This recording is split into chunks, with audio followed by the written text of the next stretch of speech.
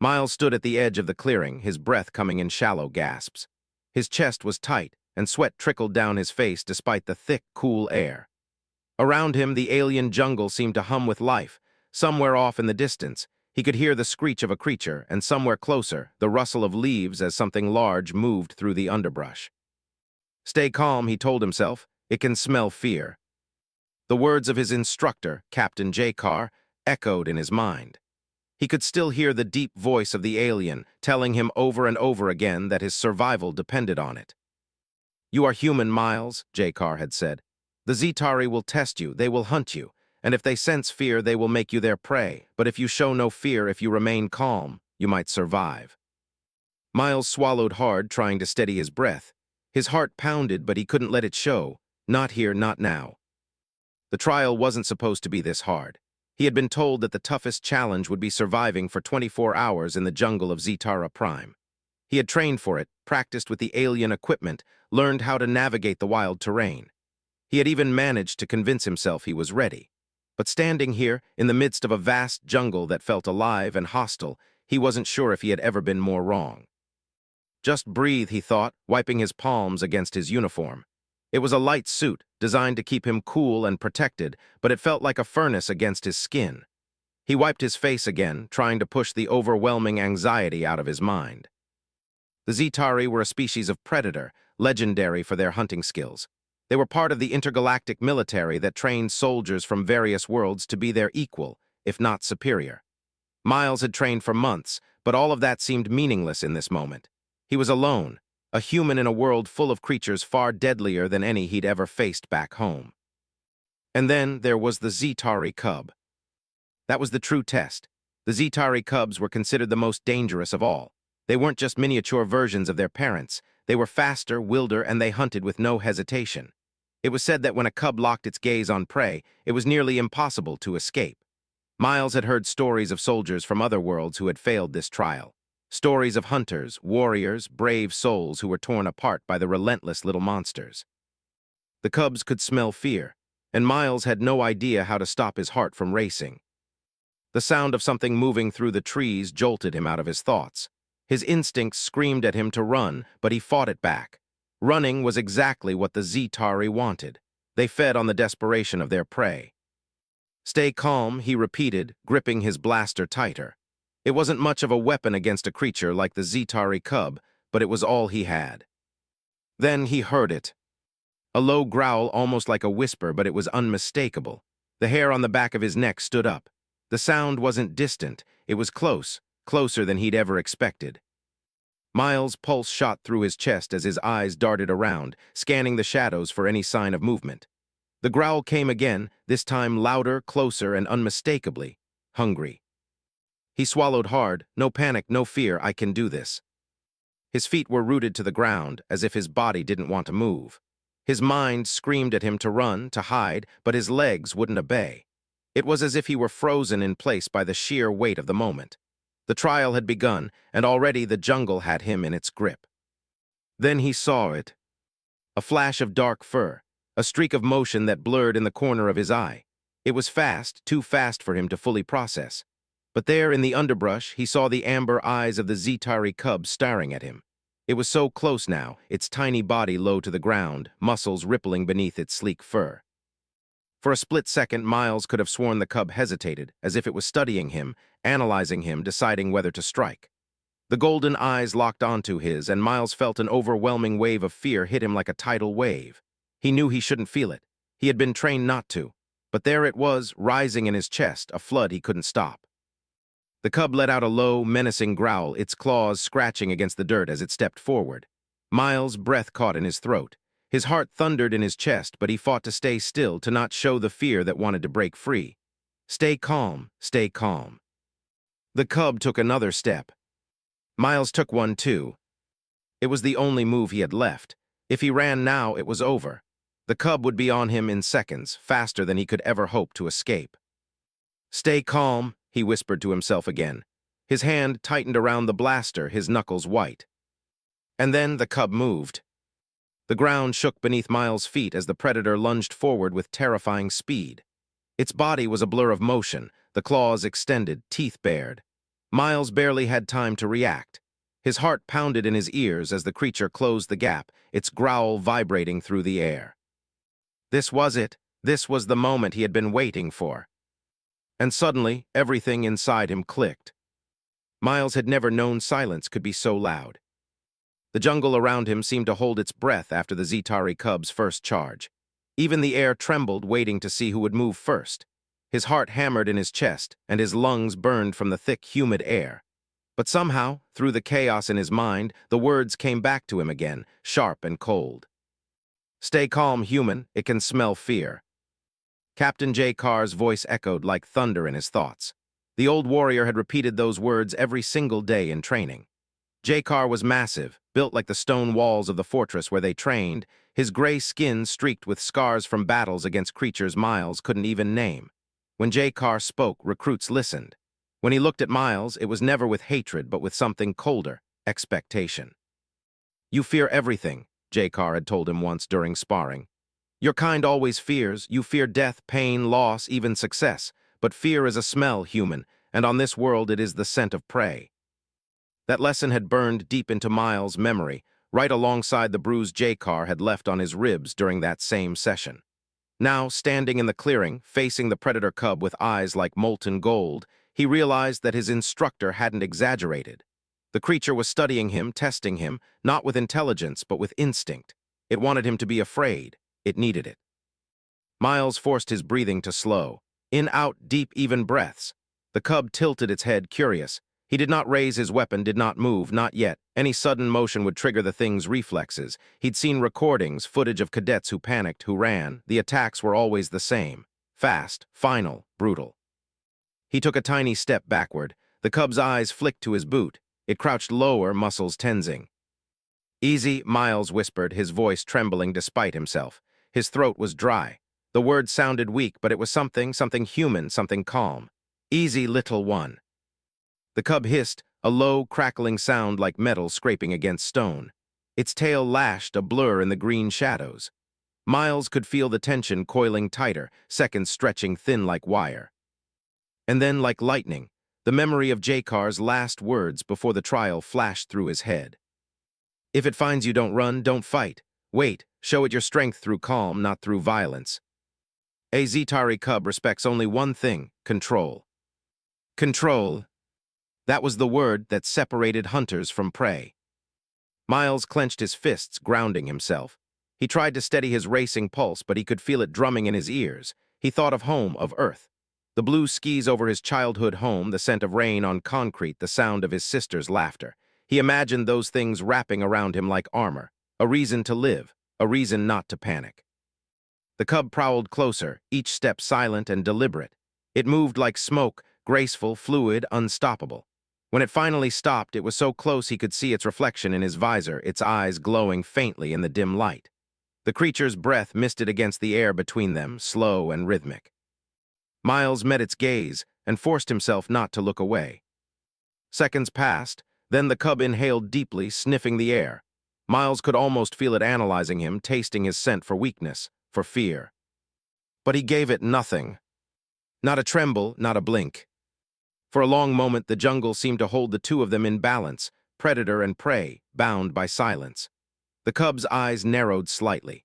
It tilted its head again, almost curious now, as if trying to understand this strange, fragile creature that dared to stand still before it. Then the wind shifted. Miles felt it before he heard it, a low hum rolling through the trees. Somewhere far away, another sound answered, a roar deeper, heavier. The cub froze. Miles saw its fur bristle, its tail stiffen, its mother. Panic stabbed through him again, sharp and cold. The mother's nearby. Oh, God. He didn't move, didn't breathe. The cub turned its head toward the sound, its attention momentarily broken. It gave one short bark, a harsh, guttural call, and then turned back toward Miles, its eyes dark and dangerous once more. This was it. The next moment would decide whether he lived or died. The cub's muscles coiled, ready to spring. And Miles did the one thing no training manual had ever suggested. He took a step forward. It was madness, it was suicide, but it worked. The cub hesitated, thrown off by the human's movement. Its tail flicked nervously. It hadn't expected that. No prey had ever moved closer before. Miles met its gaze again, steady and unbroken. "You're not the only one who's scared," he said softly, "but I'm not running." He didn't even realize he had spoken out loud. The words came from somewhere deep inside him, some instinct older than fear. The cub sniffed once more, then growled softly, low in its throat. But this time it didn't attack. It turned its head toward the distant roar again, muscles trembling, torn between instinct and command. Finally, with a flick of its tail, it backed away, slowly, reluctantly, eyes still locked on Miles. And then it was gone. The moment it vanished into the trees, Miles dropped to his knees, gasping for air. His whole body shook. Sweat poured down his neck. He stared at his trembling hands, realizing he'd been holding his breath for almost a full minute. He had survived the first encounter. But somewhere deep within the jungle, the mother's roar came again, louder this time, closer. Miles closed his eyes, pressing a hand to his chest to calm his racing heart. "Stay calm," he whispered, echoing J-Car's voice in the back of his mind. Because the real hunt hadn't even started yet. Miles didn't remember moving. One moment he was kneeling in the mud, trembling from the shock of surviving the cub, and the next he was on his feet, staring into the dark line of the trees. The jungle had gone quiet, too quiet. Even the buzzing insects had stopped. It was a silence that pressed against his chest, thick and suffocating. He wiped the sweat from his brow, his hand shaking. Every instinct screamed at him to run, to find higher ground, to hide. But he couldn't. If he made a sound, if he bolted blindly into the foliage, the mother Zitari would find him. He could almost feel her out there, watching from the shadows, her eyes glowing faintly like molten coins in the dark. He remembered what Captain J-Car had told him about the mothers. They don't hunt for sport, they hunt for vengeance. Touch their cub, even breathe near it, and they will follow you until the suns die. Miles hadn't touched the cub, but that didn't matter. The beast didn't know that. To her, he was the threat. He took one careful step backward, keeping his blaster raised. The weapon trembled slightly in his hands. His visor display flickered, showing unstable readings, heat signatures moving through the dense brush. 2, maybe 3 shapes, but one of them was huge. "She's here," he whispered. The air felt thicker, hotter. His breathing was loud in his helmet, every inhale a gasp. Then a faint rumble rolled through the ground beneath his boots. It wasn't thunder. It was footsteps, slow, deliberate, heavy. Branches cracked, leaves shifted. And then he saw her. The mother Zitari emerged from the shadows like a living nightmare. Her body was long and sleek, covered in dark scales that shimmered faintly in the alien light. Her shoulders were broad, her claws curved like blades. The air around her seemed to shimmer with heat, as if the very jungle feared her presence. Her eyes locked on him, deep, intelligent, full of fury. Miles froze. Every nerve in his body screamed for him to run, but something deeper held him still. Fear pulsed through him like a living thing, but beneath it was something stronger, determination. He couldn't run, not now. She sniffed the air once, then growled, a sound that vibrated through his bones. It wasn't just a warning, it was a promise. Miles stepped backward again, his boots sinking into the soft ground. His mind raced. The training had said nothing about 2 predators, nothing about being hunted by a mother protecting her young. He swallowed hard and forced himself to think. The Zitari were faster, stronger, built for killing. But humans were clever. That was all he had left. He turned and sprinted. The jungle exploded into motion. The Zitari roared, a deafening sound that shook the trees. Miles didn't look back. He crashed through the undergrowth, dodging branches and leaping over roots. His heart pounded in his chest like a war drum. He could hear the predator behind him, hear the tearing of soil, the snapping of trunks as it came. He was running for his life. The jungle closed around him, thick with mist and shadow. He ducked under a hanging vine, slid across a patch of wet stone, nearly losing his footing. His breath burned in his lungs, but he kept going. The creature's growls were closer now, her movements faster. A flash of black fur moved beside him, the cub. It darted through the trees with terrifying grace, running alongside him, watching him.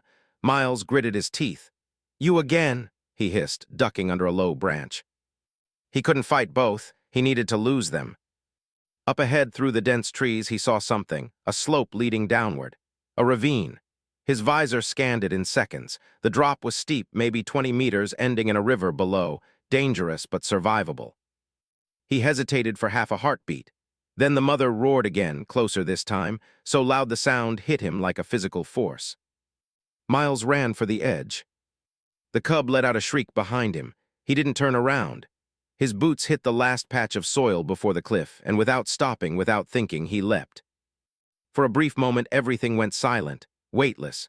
The air rushed past him in a blur, his stomach flipping as he fell. Then the river slammed into him like ice and stone. The shock of it stole his breath away. He went under, darkness swallowed him whole. His body spun, crashing against rocks and current. He clawed his way to the surface, gasping, choking. The current dragged him forward, fast and violent. He grabbed at a floating branch and held on with every ounce of strength left in him. When he finally pulled himself onto the riverbank, he lay there for several minutes, face down in the mud, coughing up water. Every muscle screamed in pain. He turned his head, looking up at the cliff. The jungle canopy above loomed, silent and watchful. No movement, no sound. Had he lost them? He sat up slowly, dripping wet, his chest heaving. The river cut through the heart of the jungle, a silver line in the green darkness. He could feel his heart slowing, the fear ebbing just enough to let exhaustion settle in. He laughed once, a shaky, broken sound. Still alive, he muttered, still human. But the moment didn't last. A sharp crack echoed through the air, a branch snapping nearby. Miles froze, his head turned slowly toward the sound. There at the edge of the clearing, something moved, a shadow, low and silent. Amber eyes gleamed in the dark. The cub. Miles' breath caught in his throat. It had followed him, leapt after him, survived the fall. It stood there, dripping wet, watching him with those same golden eyes. But this time it didn't growl, it didn't attack. It just stared, its head tilted, curious. Miles stared back, barely daring to breathe. The river roared softly between them. The jungle whispered above. And for one strange, quiet moment, predator and human simply looked at each other. Both alive, both battered, both trying to understand the other. The cub blinked slowly. Then, without a sound, it turned and disappeared into the trees. Miles exhaled, shaking. The silence that followed felt heavy, sacred. He was alive, again. But deep down he knew this wasn't over. The cub had marked him, and somewhere above, its mother was still hunting. Miles sat with his back against a tree, every muscle in his body aching. His uniform was torn, his hands scraped raw from the fall, and the sting of river water still clung to his eyes. The jungle around him was alive again, buzzing, humming, whispering, but every sound made his skin crawl. He survived the fall, he survived the cub. But he knew the hunt wasn't over. Somewhere above that ravine, the mother Zetari was still tracking him. She wouldn't stop, not until she had his blood on her claws. He had to move. Miles forced himself to his feet, using the tree for balance.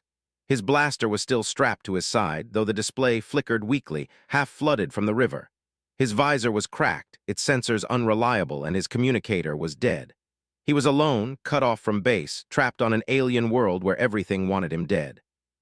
But he was still breathing, still human, still alive. He took one step forward and froze. A twig snapped. His heart jumped into his throat. Slowly, carefully, he turned toward the sound. Something moved in the shadows, a flash of sleek fur, a low growl, the cub again. It had followed him down from the cliff, just as he'd feared. It was standing a few meters away, its golden eyes glowing faintly in the filtered light. Water dripped from its coat, and its muscles rippled under its dark hide as it crouched, ready to spring. Miles gripped his blaster. His hands trembled, but he didn't raise it, not yet. The cub hadn't attacked. It was watching, studying him again. "Why me?" he whispered, his voice cracked. "Why won't you just leave me alone?" The cub tilted its head slightly, as if confused by his tone.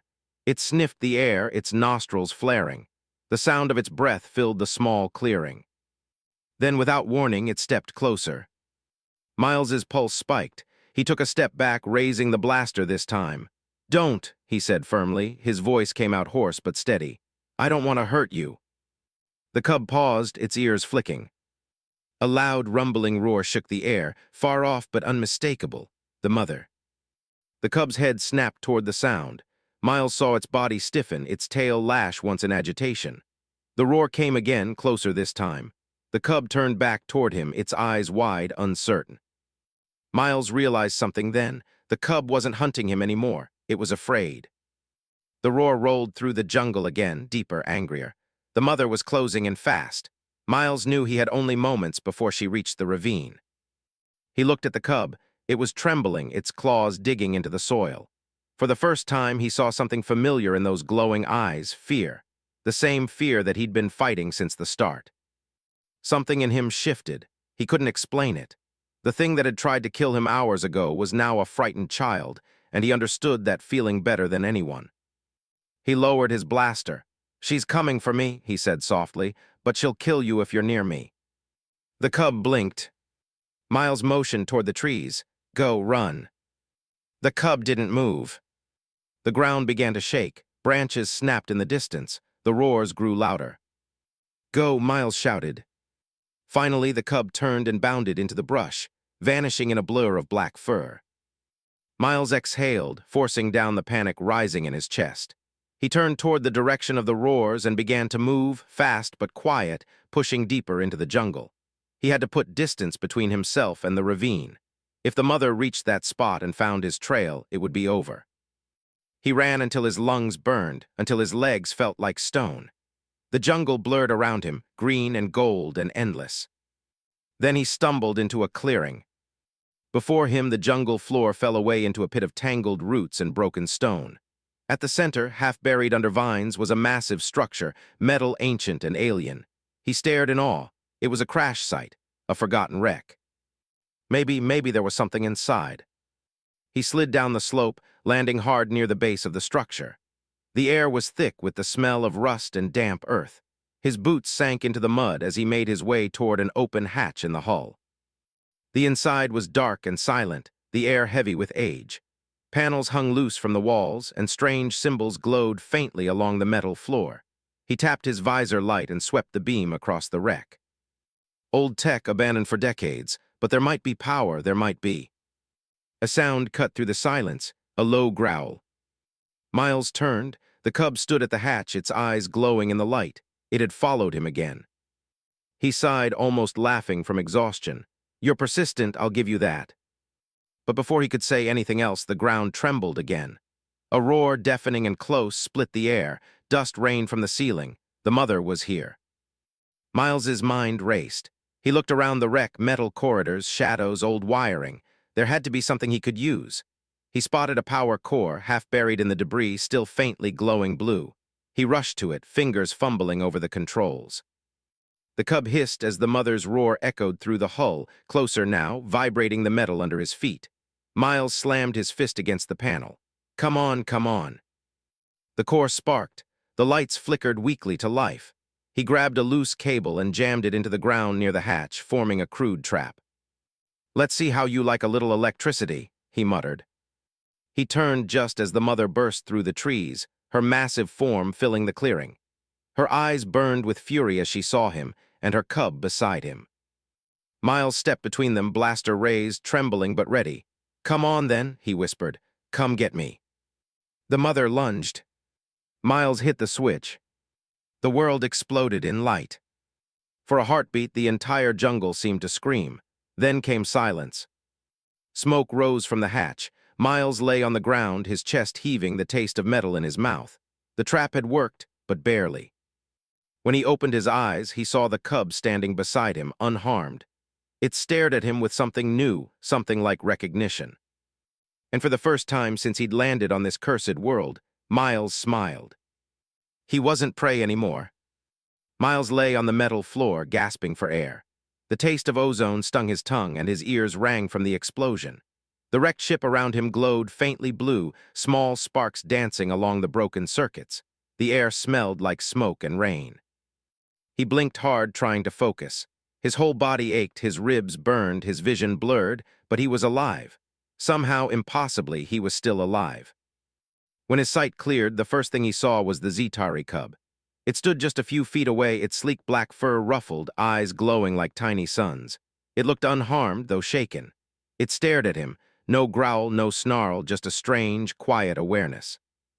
Miles let out a shaky laugh. "Guess we both got lucky, huh?" he rasped.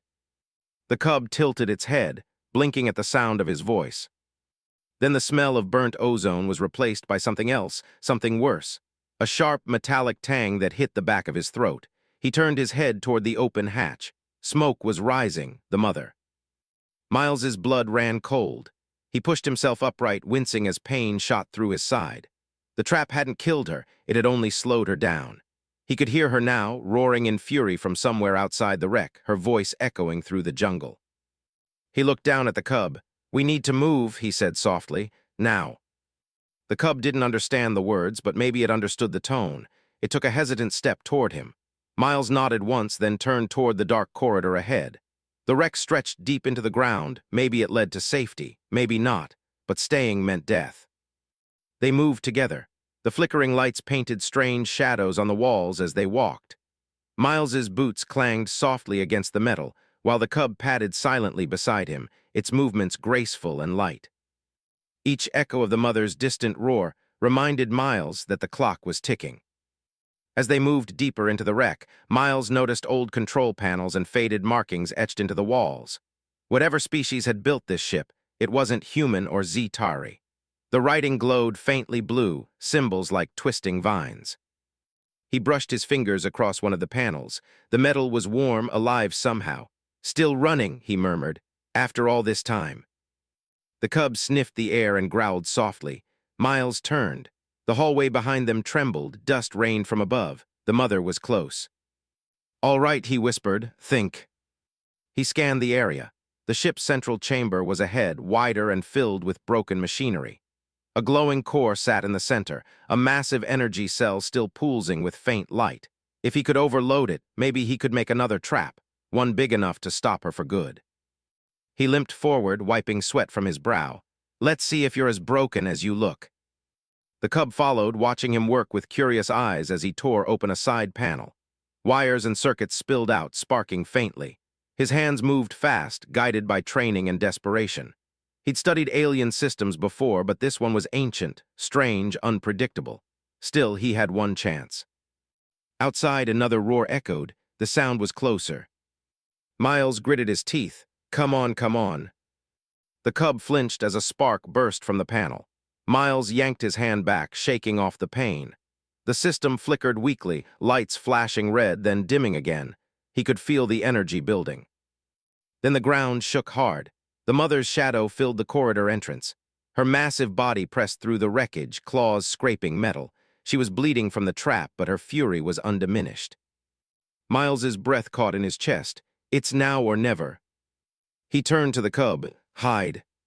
The cub didn't move. It stood its ground beside him, fur bristling. For a moment, Miles almost smiled.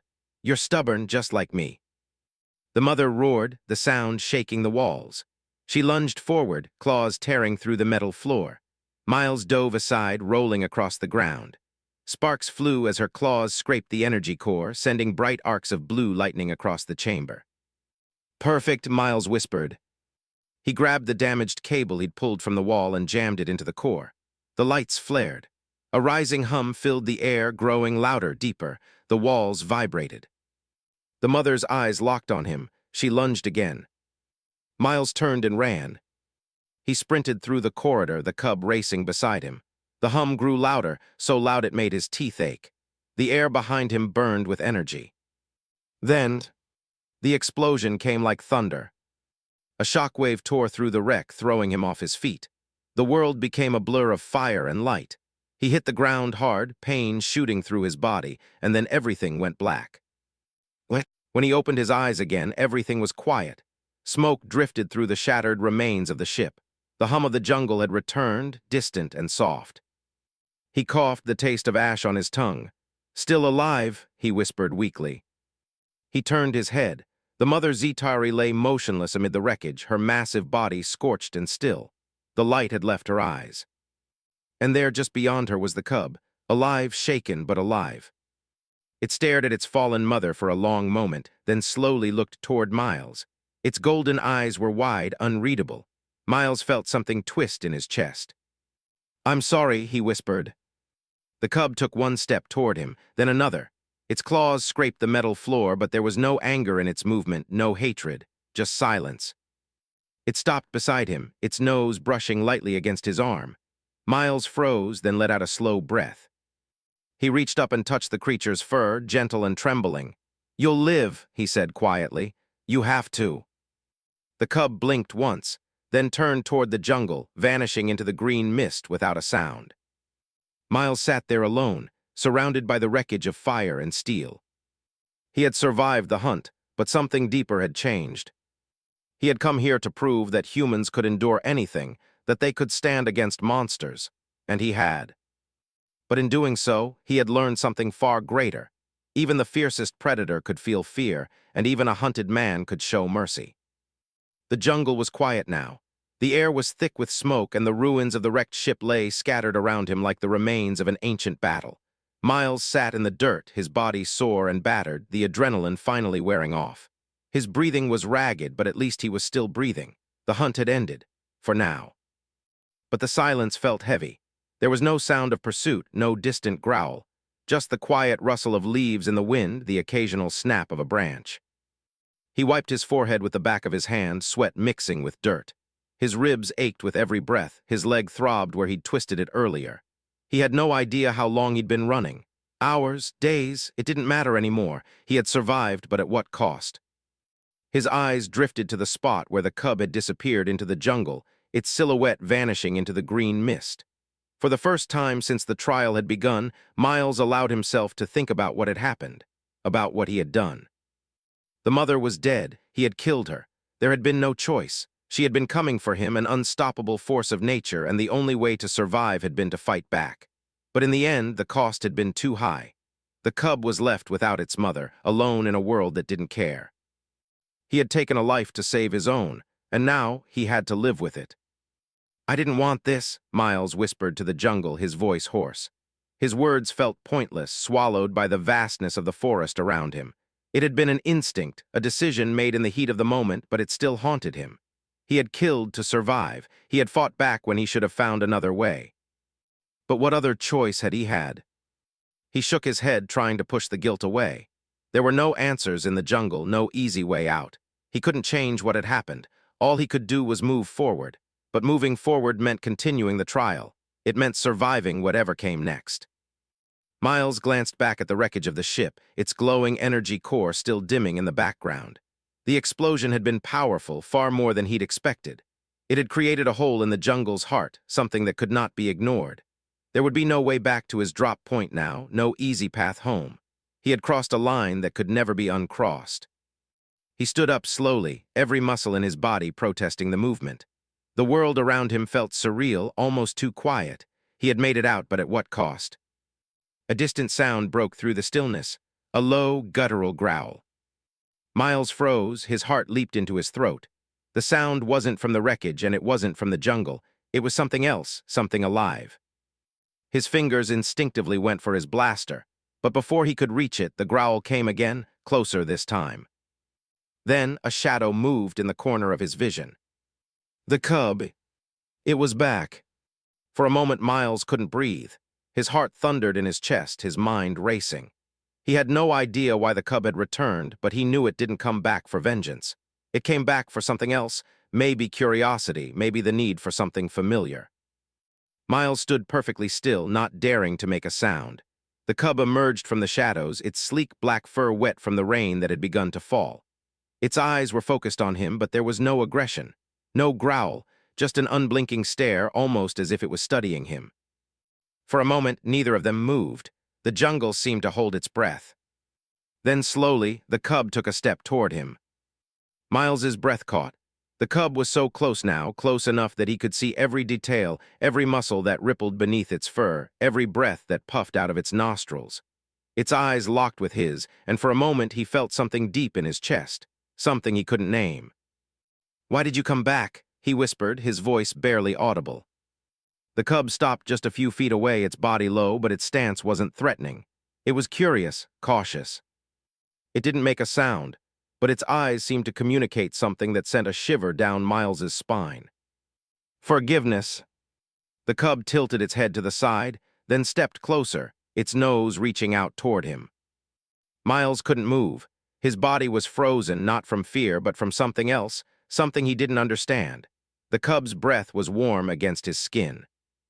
For a long moment, time seemed to stretch. the world quiet except for the soft patter of rain falling through the leaves. And then the cub nudged him gently with its nose, as if offering some kind of peace.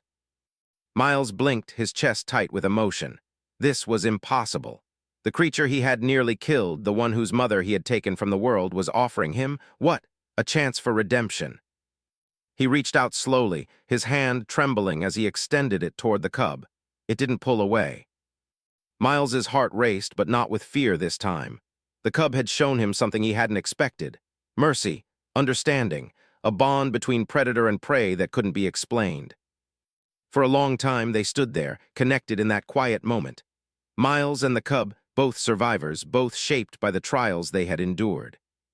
Finally, the cub turned, its tail flicking once before it began to walk away, disappearing into the jungle. Miles didn't move. He couldn't. He just stood there, his hand still outstretched, his heart full of 1,000 conflicting emotions. The cub had shown him mercy. In the end, that was the greatest gift he could have received. As the rain began to fall harder, Miles wiped his eyes, a small, weary smile tugging at his lips. Maybe, just maybe, he wasn't the only one who had learned something today. And with that thought, he began walking, deeper into the jungle, toward whatever came next.